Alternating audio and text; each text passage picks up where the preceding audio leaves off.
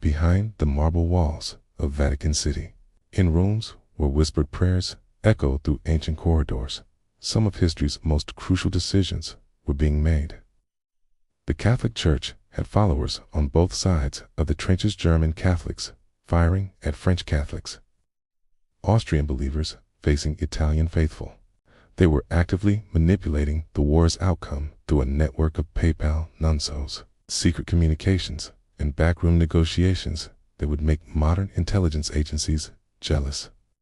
How do you remain neutral when your spiritual children are killing each other? Benedict XV chose a path that would define Vatican diplomacy for generations. He became the world's most powerful peace broker. Pope Pius XII, who had served as a diplomat in Germany, knew exactly what the Nazis represented. But the Vatican's response has been debated for decades, and the truth is far more nuanced than most people realize. Through a network of monasteries, convents, and churches, every person saved was potential intelligence.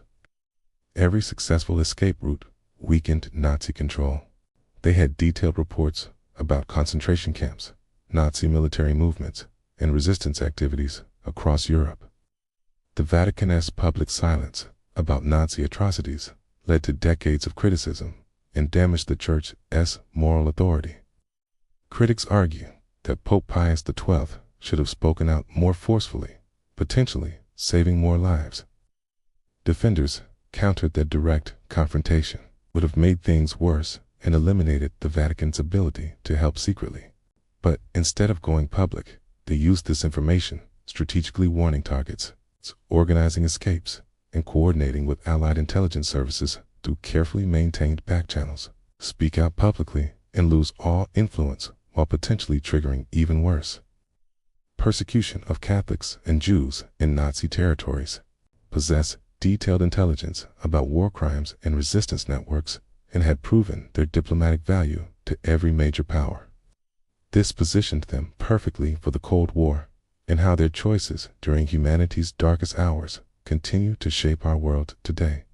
Remember this: behind those ancient walls lies one of history's most successful intelligence operations, run not by spies or soldiers, but by priests who understood that sometimes the pen and the prayer really is mightier than the sword, where their experience in navigating between opposing ideologies would prove invaluable once again. But behind the scenes, an institution with no army, no economic power, and no territorial ambitions managed to influence the outcome of both conflicts through pure diplomatic skill and strategic thinking. Stay silent and maintain the ability to help secretly while being forever accused of complicity.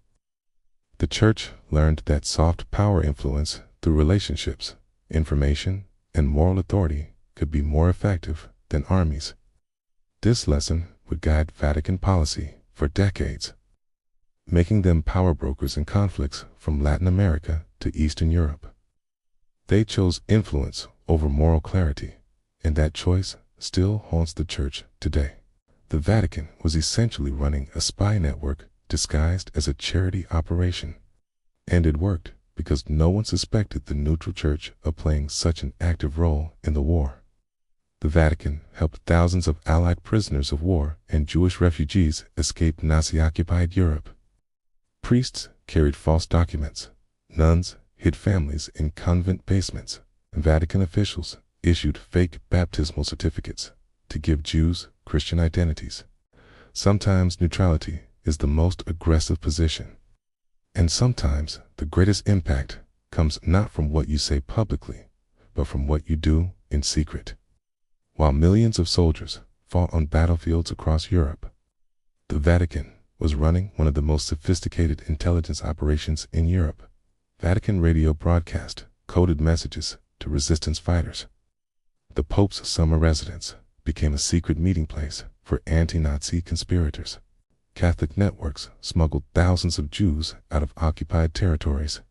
What researchers discovered changed everything we thought we knew about the Vatican's wartime activities. Document after document revealed a sophisticated intelligence operation that rivaled anything run by major world powers. But perhaps, most importantly, the Vatican was playing a dangerous double game, maintaining diplomatic relations with Nazi Germany while secretly undermining their efforts. Another kind of warfare was happening in complete silence, diplomatic chess moves that would determine the fate of nations. Pope Benedict XV made a move that could have ended World War I 2 years early.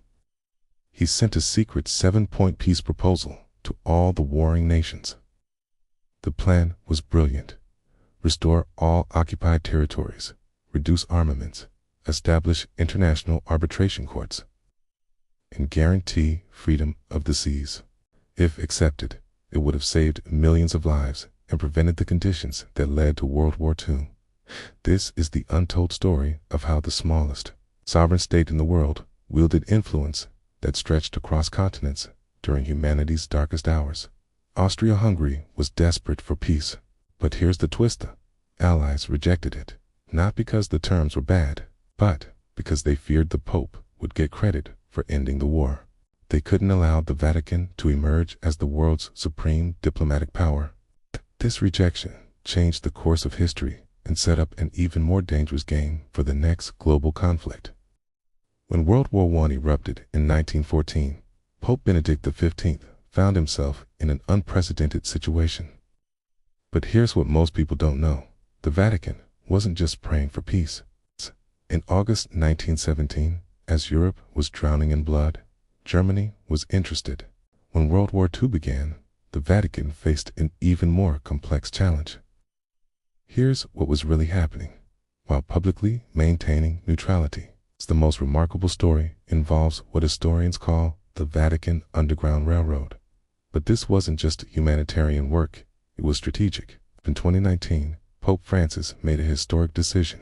He opened the Vatican Secret, its archives from World War II. The Vatican knew about the Holocaust earlier than most governments. But this strategic maneuvering came with a terrible cost. The truth is that the Vatican was trapped in an impossible situation. When the wars ended, the Vatican found itself in a unique position.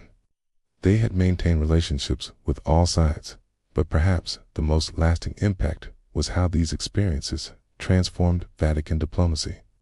Today, when we think about World War I and II, we focus on generals, politicians, and battles. The Vatican's wartime activities reveal an uncomfortable truth about power in the modern world. Sometimes the most effective influence is invisible. This is the story they do unteach in history books, how an institution founded on faith became one of the world's most sophisticated diplomatic powers. The next time you see St. Peter's Basilica or hear about Vatican diplomacy,